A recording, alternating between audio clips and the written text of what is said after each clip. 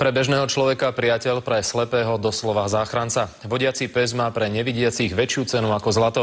Na sústredení v Liptovskom Jáne sme sa o tom presvedčili. Pre nevidiacich je to vlastne tréning vlastných schopností. Sú tu však aj čakatelia, ktorí si prácu so psami vyskúšajú. Nie každý môže vlastniť štvornohého pomocníka. Sústredenie odhalí, kto na to má a kto nie. Niekto naozaj nemá rád psov.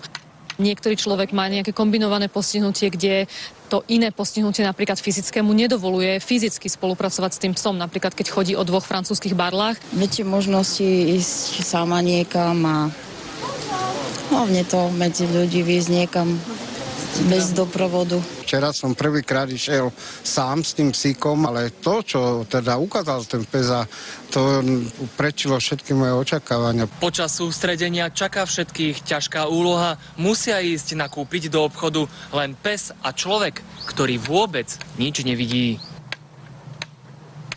Dokonalá súhra znamená mesiace tvrdého výcviku. Medzi človekom a psom sa potom vytvorí neopísateľné puto. To je 100% spoločník a 100% pomocník. Vrátila mi takú chuť do života, vytiahla ma z tých 4 stien bytu. Ja vám poviem tak, že ja bych bez psa už existovať nemohol. Nevidiaci o ľútosť nestoja, priznávajú však, že pomoc spoločnosti potrebujú. Ako?